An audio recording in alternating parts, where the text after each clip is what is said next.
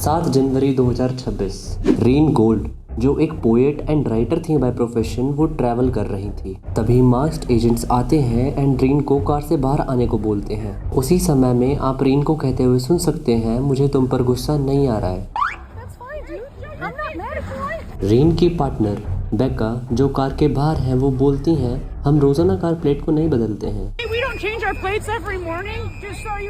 Reign car को accelerate करती हैं एंड तभी 3 गन शॉट्स सुनाई देते हैं। बुलेट्स जाकर डायरेक्टली रीन के हेड को हिट करती हैं एंड उनकी डेथ हो जाती है। जो इंसान फायरिंग करता है उसका नाम है जोनाथन रॉस एंड ये एक आइस एजेंट है। आइस एक एजेंसी है जो अमेरिका में इलीगल इमिग्रेंट्स को डिपोर्ट करने का काम करती है, लेकिन इन डिपोर्ट्स ने रिसेंट टाइम्स में बहुत खराब टर्न लिया है।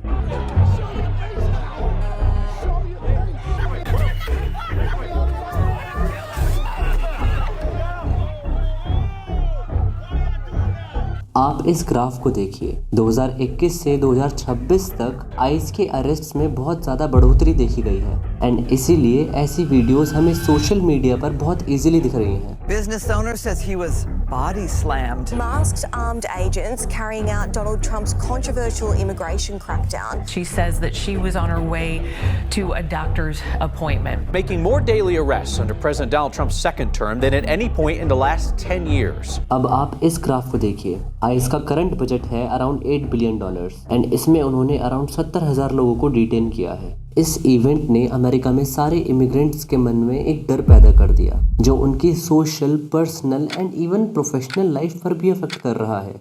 अभी आइस का बजट कुछ ऐसा दिखता है एंड अगर आइस इतने बजट में इतना सब कुछ कर सकती है, तो जब क्या होगा जब आइस का बजट कुछ ऐसा दिखेगा। The big budget bill passed by Republicans includes billions for the Immigration and Customs Enforcement Agency, giving it more funding than any other federal law enforcement agency. One of those bills would likely give tens of billions of dollars to the Department of Homeland Security.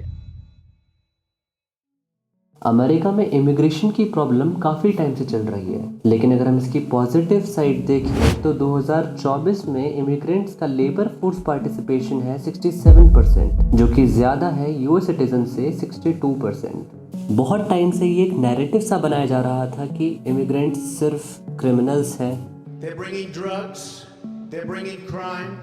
Rapist हैं and ये अपने देश की problems हमारे देश में लेकर आ रहे हैं। They're sending people that have lots of problems and they're bringing those problems with us. So इस वीडियो पर काम करते वक्त आई हैव ट्राइड कि मैं टोटली न्यूट्रल रहूं, किसी भी कम्युनिटी या गवर्नमेंट के खिलाफ ना बोलूं, सो दैट आप भी इस टॉपिक को एक न्यूट्रल पॉइंट ऑफ व्यू से समझ पाएँ एंड किसी के भी खिलाफ जजमेंट पास ना करें। अब इस ग्राफ पर आते हैं। यहाँ पर हम आइस डिटेंशन में इंक्रीज क्लियरली देख पा रहे हैं, बट इस ग्राफ को थोड़ा ब्रेक डाउन करते हैं। ये लाइन दिखाती है जो लोग डिटेंशन में गए हैं एंड उन पर क्रिमिनल चार्जेस हैं, लेकिन एक लाइन ऐसी भी है जिसमें सबसे ज़्यादा इंक्रीज देखने को मिला है, ये वाली। ये बताता है कि आइस ने सबसे ज़्यादा ऐसे लोगों को पकड़ा है जिन पर कोई केस ही नहीं है। And that is driven by the new arrest policies, which are leading to the mass detention of people with no criminal record whatsoever. In fact, the single largest increase in ICE detention usage is among people who have had no interactions with the criminal justice system at all, who are being arrested in these brand new sweeping policies. ये वही लोग हैं जो सालों से America में काम कर रहे थे, जीडीपी में कंट्रीब्यूट कर रहे थे एंड अपनी फैमिली के साथ पीसफुली रह रहे थे। अब हमें एक चीज़ क्लियर है, जो लोग डिटेंशन में जा रहे हैं ज़्यादातर वो लोग क्रिमिनल है ही नहीं, लेकिन इतने बड़े लेवल पे लोगों को अरेस्ट करना ये पॉसिबल भी कैसे है? अगर हम लॉजिक से देखें तो 2 तरह के इमिग्रेंट्स हो सकते हैं, या तो लीगल या इलीगल, बट अमेरिका में एक होल स्पेक्ट्रम वर्क करता है जो कुछ ऐसा दिखता है।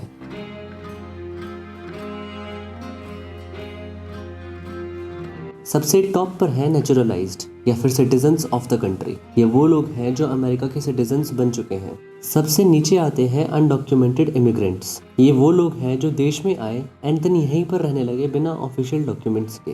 देन इनके ऊपर आते हैं परमिटेड। ये वो लोग हैं जो अमेरिका में हैं एंड इन्हें गवर्नमेंट से परमिशन मिली हुई है देश में रहने के लिए। इनके ऊपर आते हैं नॉन इमिग्रेंट्स। ये वो लोग हैं जो या तो ट्रैवलिंग के लिए आए हैं या फिर H1B वीज़ा के साथ अमेरिका में वर्क करने के लिए आए हैं। एंड इनके भी ऊपर आते हैं रेजिडेंट्स। ये लोग मेजरली ग्रीन कार्ड होल्डर्स हैं। ये लोग कई सालों से अमेरिका में रह रहे हैं बट अभी भी कंप्लीट सिटीजन्स नहीं बने हैं। जो लोग मेजरली डिपोर्टेशन के रिस्क पर हैं वो हैं परमिटेड कैटेगरी वाले। बहुत ही चालाकी से इन लोगों को ट्रिक करके परमिटेड से अनडॉक्यूमेंटेड वाली कैटेगरी में डाला गया है। जो बाइडन के समय पर उन्होंने CBP-1 ऐप लॉन्च किया जो इमिग्रेंट्स को उनकी अपॉइंटमेंट सेट करने में हेल्प करता। Migrants seeking asylum are now required to use a special cell phone app before crossing from Mexico. Idea ये था कि लोग अगर आने से पहले ही अपॉइंटमेंट सेट करके आएंगे तो अनडॉक्यूमेंटेड लोगों का ग्राफ कम होगा एंड उन लोगों को कुछ समय के लिए अमेरिका में रहने का समय मिल जाएगा। बोले तो टेम्पररी प्रोटेक्टेड स्टेटस मिल जाएगा। This app has helped nearly 1 million people cross into the US legally. Trump administration ने आते ही CBP-1 ऐप को बंद कर दिया जिससे ऑलमोस्ट 1 मिलियन लोग परमिटेड से अनडॉक्यूमेंटेड स्टेटस में चले गए। आइस के लिए टारगेट रखा गया 3000 arrest per day and 1 million deportation per year. And ये सब कम नहीं था कि 29 जनवरी 2025 को ट्रम्प साइन करते हैं लेकिन रायली एक्ट। ये एक्ट आइस को पावर देता है कि अगर आइस आपको अरेस्ट करती है तो आप जब तक डिटेन रहेंगे जब तक आप इमिग्रेशन कोर्ट में इनोसेंट प्रूव नहीं हो जाते। अब इतने ज़्यादा लोगों को डिटेन करा जा रहा है कि कोर्ट में हियरिंग के लिए भी महीनों तक का वेट करना पड़ रहा है। इससे एक बहुत ही क्लियर मैसेज है, लोगों के मन में डर बैठाया जा रहा है जिससे लोग खुद ही देश छोड़कर जाने स्टार्ट करते हैं। होमलैंड सिक्योरिटी की ऑफिशियल वेबसाइट बताती है कि पिछले एक साल में 2.2 मिलियन सेल्फ डिपोर्टेशन हुए हैं। रिपोर्ट्स बताती है कि 2025 में आइस ऑफिसर्स के अरेस्ट में 600% से बढ़ोतरी आई है। इन अरेस्ट में 2450% लोग जो अरेस्ट हुए उनका कोई क्रिमिनल रिकॉर्ड था ही नहीं।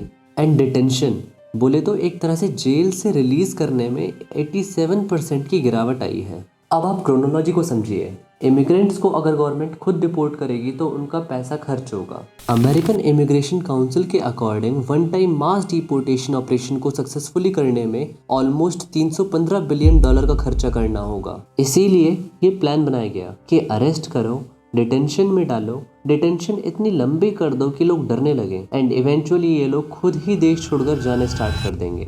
यूएस के इंटीरियर में तो आइस एजेंट्स ने सिक्योरिटी टाइट कर रखी है लेकिन बॉर्डर से तो लोग अभी भी आ सकते हैं। तो इसीलिए ट्रम्प एडमिनिस्ट्रेशन ने नेशनल बॉर्डर इमरजेंसी डिक्लेयर कर दी जो अमेरिका को सदर्न बॉर्डर पर एडिशनल सोल्जर्स को डिप्लॉय करने की पावर देता है। यूएस मैक्सिको बॉर्डर पर अब 7500 एडिशनल सोल्जर्स डिप्लॉयड हैं जिससे कोई भी इलीगली अमेरिका में ना आ सके।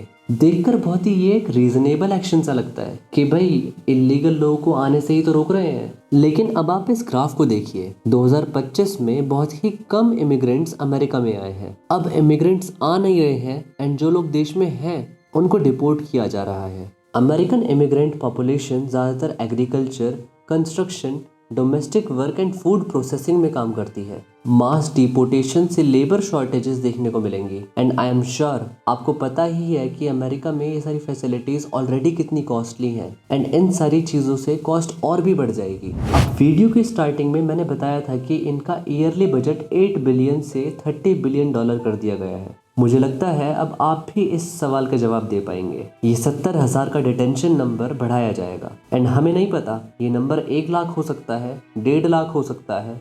ज़्यादा डिटेंशन सेंटर्स बनाए जाएंगे सो दैट ज़्यादा लोगों को ज़्यादा समय के लिए डिटेंशन सेंटर्स में रखा जा सके। अगले 4 से 5 साल के समय में $45 बिलियन तो केवल न्यू डिटेंशन बेड्स को लाने में ही खर्च किया जाएगा। ज़्यादा लोगों को अरेस्ट करना है तो ज़्यादा ऑफिसर्स को हायर भी करना होगा। ये सब और बड़े लेवल पे करने की तैयारी है।